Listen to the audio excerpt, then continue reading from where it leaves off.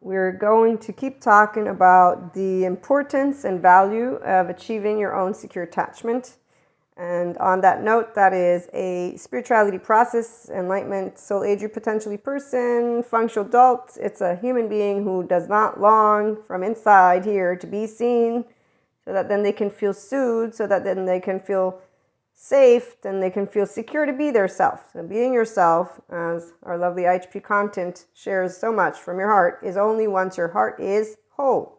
Dissolving the defectiveness, shame, heartbreak, gut wrench, torn apart. Now, on that note, there are different ways our lovely updated mental health community, all groups, will share information, and that's where somatics, trauma experts, codependent experts, there's the other, not neuroscience. Neuroscience has to be brought together.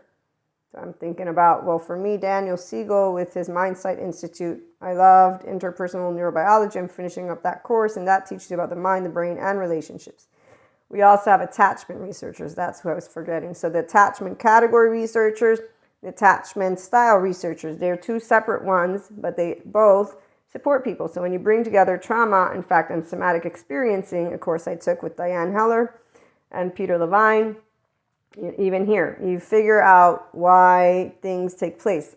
As a mystic, Reiki practitioner, Akashic record reader, tarot reader, and adding to this, the self-help, the holistic, it's all amazing. But in between, so for 5D Collective, we say scientific methodology here is what it is sharing. And oh, look, and lo and behold, it's proved what spirituality ancients already knew. It's proved, and also it can disprove. So the demonic possessions disproved. No demon in the body. No evil in the body. No. As Patrick McNamara in this interview he has on Well or Big Think shares, the fear receptor in the human being's brain, for some reason, it gets blocked or it breaks, something along those lines. And the person then, is in a not very great state. In fact, he says, let's not ignore nightmares. You don't have to go through something like that by yourself. Scientific methodology does not disprove the shared consciousness energy sphere. The people who believe in it as a supernatural, there's your 4D collective. And right now they keep talking about spiritual warfare. There's no spiritual warfare unless you're in a 4D collective, of course. I'm not 4D collective. 5D collective knows of scientific methodology and spirituality. They're one and in the same subject matter experts, meaning we don't contrast them. They're different. They can come together. People who use their brain independently are able to do this because here's where there's no pedestal for any of the subject matters. There's no pedestal for whatever political, religious stuff you got, whatever you are. Great. Thumbs up. We're happy to give you the floor. That's exactly where a secure attachment person loves and respects the Zen masters. We are collected because it's not of any existential consequence that you and I will not see eye to eye. In fact, you will look at shiny objects. So here, what is sad for a person that is in the 5D is to see what I was describing in the other video. Okay, so if you didn't go, don't worry, you don't have to. But essentially, I'm sharing how the attachment system, which is inside of you and inside of me, it's inside, if I remember correctly, the right side of the brain, because that's the part of the brain that is active and online until your first year of life. You and I are human beings. You're a human baby. I'm a human baby. The 4D likes to talk about star babies. We can also be star babies. You know what makes me actually very, not laugh, because the minute that I got my clairs, or they became active, however we want to talk, I got to communicate more with the energy sphere of space. I was not in any way, shape, or form into I'm so special, I have a purpose, I have a mission. And I met many different groups. And with respect to humanity, meaning to people, because this is where I was taught it by my mother, how to respect people. And I believe it's very important to be respectful. And I also remember a childhood song, if you can't say something nice, say nothing. Take a bit of good advice. Okay, so the people who know me really well, they know I'm a little bit of a smart ass. Now, this is why I got it as a teenager, why people didn't all like to engage with me.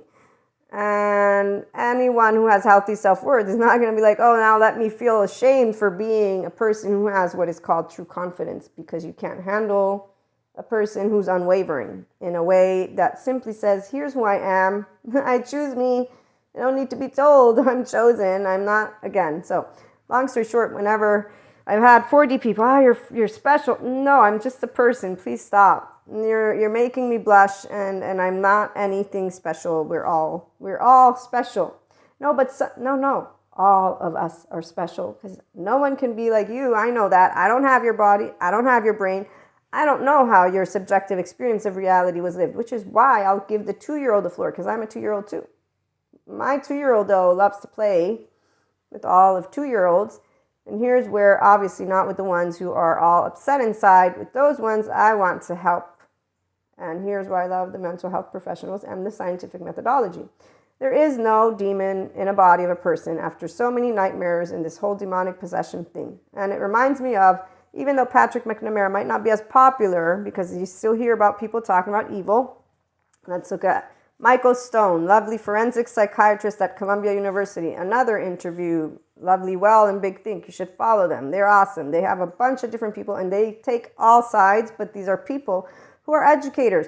I don't prefer all of them. Some have the whole culty cult type thing going on, and the traditional cult as well as the ethical cult. And an independent thinker don't like when people baby us. Because see, it's one thing if you're sharing information with me. It's another if you're telling it to me as if I need to hear you because you have something more than I do. You're not on a leveled up plane. And so the minute you're talking down to me is the minute that I'm going to begin to notice it. And I'm going to be polite about it and allow myself to remove myself from interacting with you. Take the data. Thank you so much for not doing anything particularly unique except for be yourself. And then I'm going to go move on to somebody else who's also going to be their self. So a differentiated self. There's no pedestal of anyone. And this is why the smart-ass look of a person who's been smart-ass since I was a kid, and I just didn't understand what is the deal. Thank you, Terry Real, for letting me know. The deal is I have healthy self-worth. I'm not superior, inferior, and no matter your age or whoever you are, however many titles you want to throw in my face, I got a master's. I'm not, I don't even know how many certificates I'll eventually throw in people. No, I won't. That's the whole point. 5D Collective are people who actually know their worth. We're not trying to prove it. The adaptive child, on the other hand, and here's the catch. It's unfortunate. They fall for the ones who pick the pain point that they have, and then they come in masses. And you know what we see when we see the masses that are herds around one human being who's basically taken something painful and made a group out of it without actually providing. We're one globe. There's an Italian saying, I wanted to use it in the first episode. What is it? The whole world is a country, and I'm translating it.